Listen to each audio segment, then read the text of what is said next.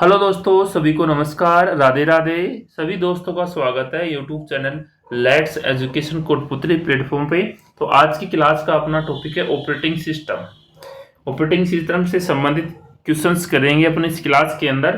तो जो भी साथी नया जुड़ा है वो चैनल को बेल आइकन के साथ में सब्सक्राइब करिए। तो आज का पहला क्वेश्चन है अपना कि ऐसा सॉफ्टवेयर जो अन्य सभी सॉफ्टवेयर का आधार होता है। तो बताइए इनमें से कौन सा सॉफ्टवेयर है जो अन्य सभी सॉफ्टवेयर का क्या होता है, आधार होता है, एक बेस होता है। तो वो कौन सा सॉफ्टवेयर है? एप्लीकेशन है, यूटिलिटी है, फिर सिस्टम सॉफ्टवेयर, या फिर इनमें से कोई नहीं है। तो कौन सा होता है सॉफ्टवेयर का आधार? तो होता है सिस्टम सॉफ्टवेयर। कौन सा? सिस्टम सॉफ्टवेयर होता है। ऑप्शन सी इसका राइट आंसर हो जाएगा। अगला क्वेश्चन है कि सिस्टम सॉफ्टवेयर के प्रकारों को इंगित करता है। जो सिस्टम सॉफ्टवेयर है उसके प्रकारों को इंगित करता है। तो कौन करता है वो? प्रथम पीढ़ी व दूसरी पीढ़ी, अच्छा और खराब, या फिर हार्डवेयर और सॉफ्टवेयर, या फिर सिंगल यूजर और मल्टी यूजर। तो कौन करता है सिस्टम सॉफ्टवेयर के प्रकार को इंगित करता है? तो वो करता है सिंगल यूजर और मल्टी यूजर। ऑप्शन डी इसका करेक्ट आंसर हो जाएगा। नेक्स्ट क्वेश्चन है कि ऑपरेटिंग सिस्टम का तात्पर्य है, यानी ऑपरेटिंग सिस्टम क्या होता है इसके बारे में आपको बताना है कि एक एक्टिव सॉफ्टवेयर होता है, एप्लीकेशन सॉफ्टवेयर होता है, या फिर इंटरेक्टिव सॉफ्टवेयर होता है, या फिर सिस्टम सॉफ्टवेयर होता है। तो ऑपरेटिंग सिस्टम क्या होता है? वो होता है सिस्टम सॉफ्टवेयर। ऑप्शन डी इसका राइट आंसर हो जाएगा। नेक्स्ट क्वेश्चन है कि ऑपरेटिंग सिस्टम का तात्पर्य है। ठीक है, अभी अलग तरीके से पूछा है इसने, ये कार्य के आधार पे पूछा है, और उसके अंदर पूछा है कि ऑपरेटिंग सिस्टम का शॉर्ट के अंदर की क्या तात्पर्य होता है। तो वो होता है सिस्टम सॉफ्टवेयर। तो इसके अंदर पूछा है उसके वर्किंग प्रोफाइल बेस के आधार पे कि वह तरीका जिसे फ्लॉपी डिस्क ड्राइव कार्य करती है, या फिर निर्देशों का समूह जो यूजर को दिया जाता है, या फिर उच्च स्तरीय लैंग्वेज से मशीन स्तरीय लैंग्वेज में रूपांतरण, या फिर प्रोग्राम का एक सेट होता है। ठीक है, ऑपरेटिंग सिस्टम क्या होता है कि प्रोग्राम का एक सेट है जो कंप्यूटर के कार्यों को क्या करता है? नियंत्रित करता है, यानी कंट्रोल करता है। तो बताइए इसके अंदर क्या ऑप्शन होगा सही? तो ऑप्शन डी हो जाएगा कि ऑपरेटिंग सिस्टम है जो हार्डवेयर और यूजर के बीच में क्या करता है? इंटरफेस का काम करता है। तो ये हो जाएगा ऑप्शन डी राइट आंसर कि प्रोग्राम का एक सेट है जो कंप्यूटर के कार्यों को क्या करता है? नियंत्रित करता है, कंट्रोल करता है, या मैनेज करता है। तो ऑप्शन डी इसका राइट आंसर हो जाएगा। अगला क्वेश्चन है कि निम्न में से क्या यूजर के प्रोग्राम तथा हार्डवेयर के मध्यस्थ के रूप में कार्य करता है?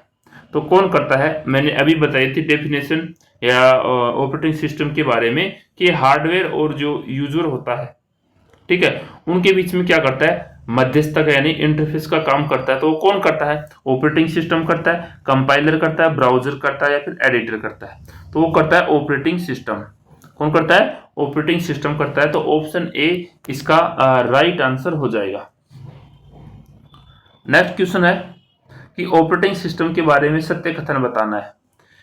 ऑपरेटिंग सिस्टम है उसके बारे में आपको सही कथन बताना है कि ऑपरेटिंग सिस्टम हार्डवेयर और यूजर के बीच में इंटरफेस उपलब्ध कराता है, या फिर किसी कंप्यूटर सिस्टम को शुरू करने से पहले ऑपरेटिंग सिस्टम का होना अनिवार्य है। ऑपरेटिंग सिस्टम एक प्रकार का क्या है? System software. तो बताइए इनमें से सत्य कथन कौन सा है? तो इसमें से पहला भी सही है, दूसरा भी और तीसरा भी, यानी तीनों सही है। तो तीनों ऑप्शन बी के अंदर है कि 1 2 3 सही है। तो ऑप्शन बी अपना राइट आंसर हो जाएगा। अगला क्वेश्चन है कि ऑपरेटिंग सिस्टम के लोड होने की प्रक्रिया क्या कहलाती है? तो बताइए जो ऑपरेटिंग सिस्टम है उसके लोड होने की प्रक्रिया क्या कहलाती है? लोडिंग कहलाती है, बूटिंग कहलाती है, अपलोडिंग, या फिर बगिंग। तो क्या कहलाती है वो कहलाती है बूटिंग। क्या कहलाती है?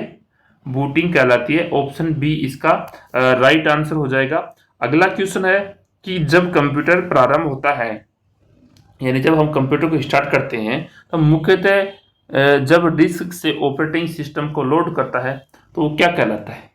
कि डिस्क होती है उससे ऑपरेटिंग सिस्टम है जो सिस्टम को क्या करेगा? लोड करता है। तो वो क्या कहलाता है?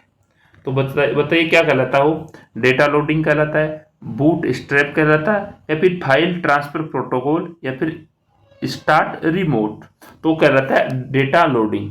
ठीक है, क्या कहलाता है वो? डेटा लोडिंग कहलाते हैं। डिस्क से ऑपरेटिंग सिस्टम को क्या करता है, लोड करता है, तो उसमें क्या होता है, डिस्क के अंदर डेटा होता है, तो वो डेटा लोडिंग हो जाएगा। ऑप्शन ए इसका राइट आंसर। अगला क्वेश्चन है कि कौन सी प्रक्रिया यह सुनिश्चित करती है कि कंप्यूटर के सभी भाग कार्य कर रहे हैं तथा ठीक से जुड़े हुए हैं। तो बताइए कि वह ऐसी कौन सी प्रक्रिया डिसाइड करती है कि कंप्यूटर के सभी ये जो पार्ट्स होते हैं वो कार्य कर रहे हैं या ठीक से जुड़े हैं। तो कौन सी प्रक्रिया होती है, वो बूटिंग होती है, प्रोसेसिंग होती है, सेविंग होती है, फिर एडिटिंग होती है। तो वो होती है बूटिंग। कौन सी होती है, बूटिंग। तो ऑप्शन ए इसका राइट आंसर हो जाएगा। अगला क्वेश्चन है कि बूटिंग कंप्यूटर सिस्टम की वह प्रक्रिया है, यानी बूटिंग कंप्यूटर सिस्टम की वह प्रक्रिया है जिसके अंदर मुख्य मेमोरी से हार्ड डिस्क में सभी उपयोगी डेटा लाया जा सकता है, या फिर मुख्य मेमोरी से हार्ड डिस्क में ऑपरेटिंग सिस्टम को लाया जा सकता है, या फिर हार्ड डिस्क से मुख्य मेमोरी में सभी उपयोगी डेटा लाया जाता है, या फिर हार्ड डिस्क से मुख्य मेमोरी में ऑपरेटिंग सिस्टम को लाया जाता है। तो बताइए इसके अंदर राइट आंसर क्या होगा इस क्वेश्चन का।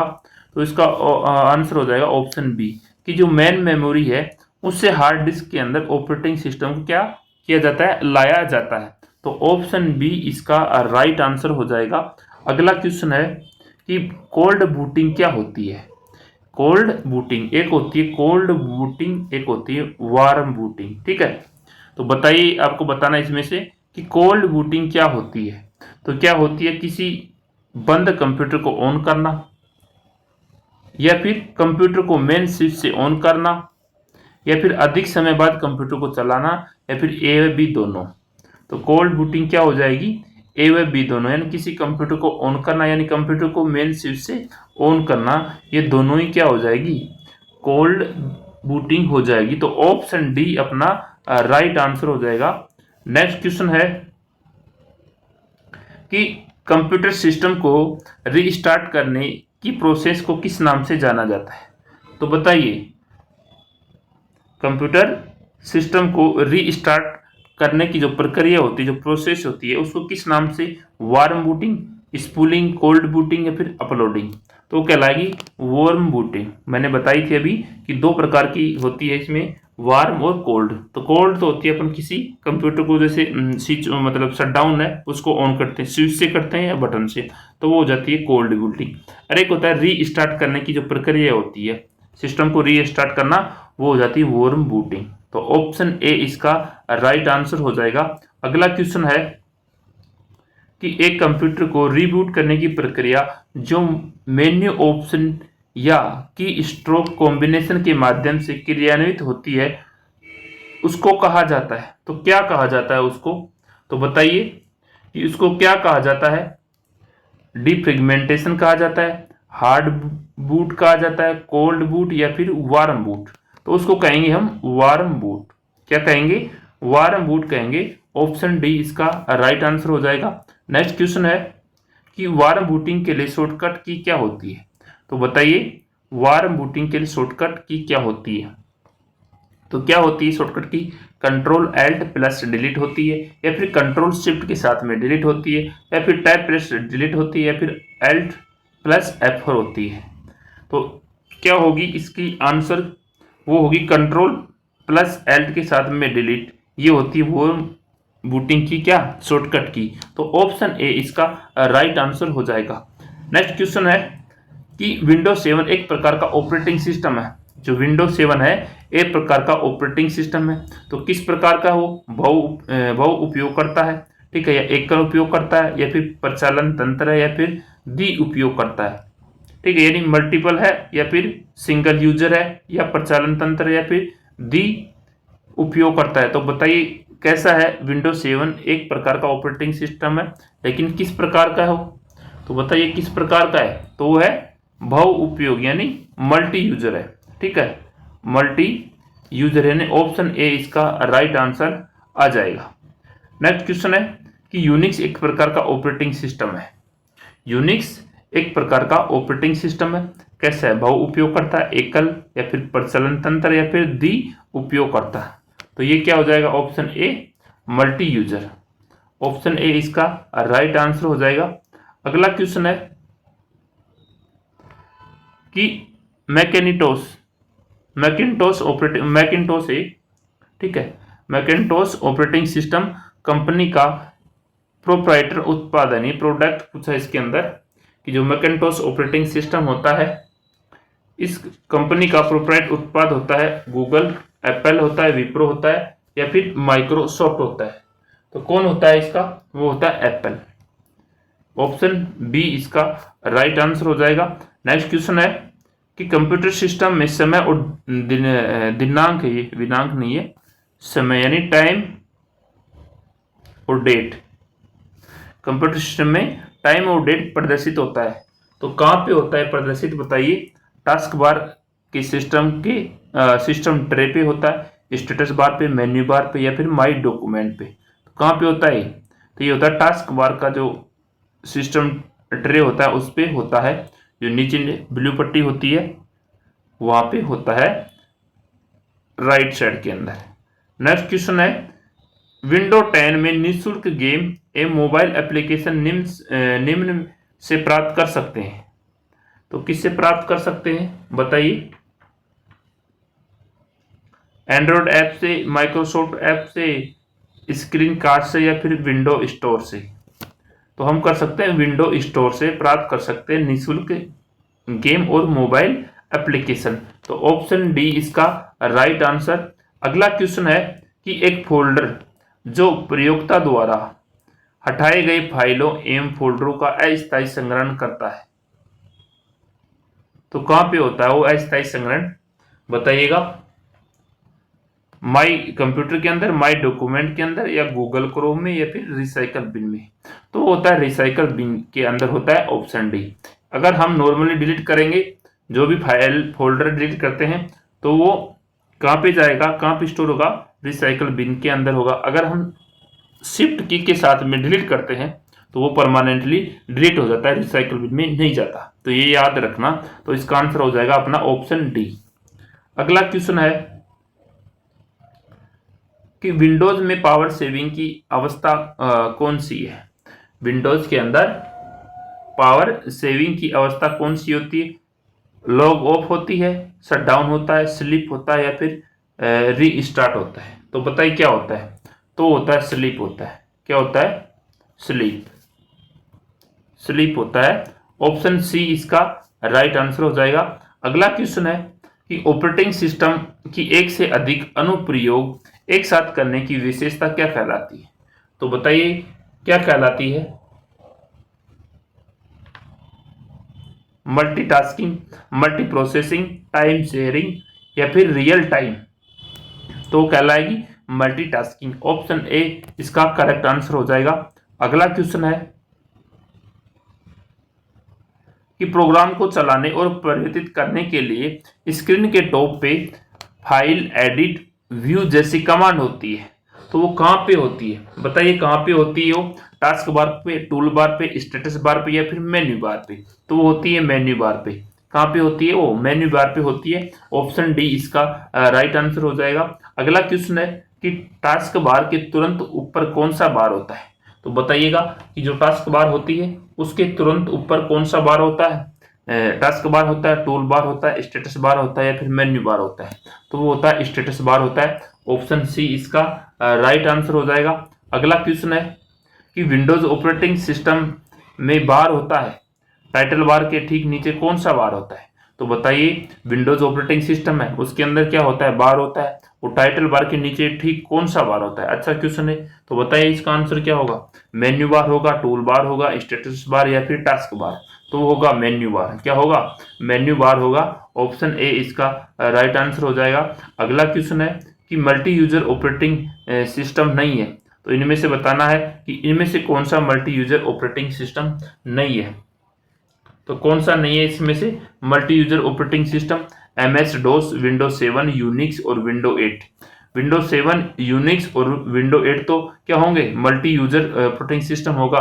जबकि MS DOS है, ठीक है, माइक्रोसॉफ्ट डिस्क ऑपरेटिंग सिस्टम इसकी फुल फॉर्म होती है MS DOS की। तो ये क्या हो जाएगा? ये मल्टी यूजर ऑपरेटिंग सिस्टम नहीं होता है। तो ऑप्शन ए इसका राइट आंसर हो जाएगा। अगला क्वेश्चन है कि प्रोग्राम में, इसके अंदर प्रोग्राम में ऑप्शन की सूची को कहा जाता है, तो क्या कहा जाता है? प्रोग्राम में जो ऑप्शन होते हैं उनकी सूची को क्या कहा जाता है? स्क्रीन कहा जाता है, आइकन कहा जाता है, मेनू कहा जाता है या फिर बैकअप कहा जाता है? तो कहा जाता है मेनू, मेनू कहा जाता है। ऑप्शन सी इसका राइट आंसर। अगला क्वेश्चन है कि विंडोज डेस्कटॉप पर विभिन्न एप्लीकेशन और डॉक्यूमेंट द्वारा रिप्रेजेंट किए जाते हैं, तो किसके द्वारा रिप्रेजेंट किए जाते हैं? सिंबल के द्वारा, लेबल के द्वारा, ग्राफ के द्वारा या फिर आइकन के द्वारा? तो किसके द्वारा रिप्रेजेंट किए जाते हैं? वो आइकन के ऊपर। जो विंडोज की जो डेस्कटॉप स्क्रीन होती है उसके ऊपर जो एप्लीकेशन और जो डॉक्यूमेंट रिप्रेजेंट किए जाते हैं, जो आइकन बने होते हैं, तो किसके द्वारा रिप्रेजेंट होते हैं? वो आइकन के द्वारा ही होते हैं। तो ऑप्शन डी इसका राइट आंसर। अगला क्वेश्चन है कि एक ही डेटा को कई जगह पे सेव करना क्या कहलाता है? बताइएगा। अच्छा क्वेश्चन है, मोस्ट इंपोर्टेंट है कि एक ही डेटा को कई जगह पे सेव करना क्या कहलाता है? करेंसी कहलाती है, न्यूमरेशन कहलाती है, फिर रिडंडेंसी कहलाती है या फिर इंटरफेस कहलाती है? तो क्या कहलाती है? वो रिडंडेंसी कहलाती है। ऑप्शन सी इसका राइट आंसर हो जाएगा। अगला क्वेश्चन है कि ऑपरेटिंग सिस्टम किस किस्म का क्या है? सॉफ्टवेयर है। बताइएगा कि ऑपरेटिंग सिस्टम होता है वो किस किस्म का सॉफ्टवेयर होता है? तो किस किस्म का होता है? एप्लीकेशन सॉफ्टवेयर होता है या फिर सिस्टम सॉफ्टवेयर या फिर इंटरेक्टिव होता है या फिर एक्टिव सॉफ्टवेयर होता है? तो कैसा होता है वो ऑपरेटिंग सिस्टम? किस किस्म का होता है? तो वो होता है सिस्टम सॉफ्टवेयर होता है ऑपरेटिंग सिस्टम। ऑप्शन बी इसका राइट आंसर हो जाएगा। तो ये अपने टॉप 30 क्वेश्चन थे ऑपरेटिंग सिस्टम के। तो नेक्स्ट क्वेश्चन के साथ में अपन नेक्स्ट क्लास में मिलते हैं। आई होप सभी दोस्तों को क्लास अच्छे से समझ में आई होगी, कमेंट करके बताना। तो थैंक यू सभी दोस्तों का, धन्यवाद। जय हिंद, जय भारत। मिलते हैं अगली क्लास में।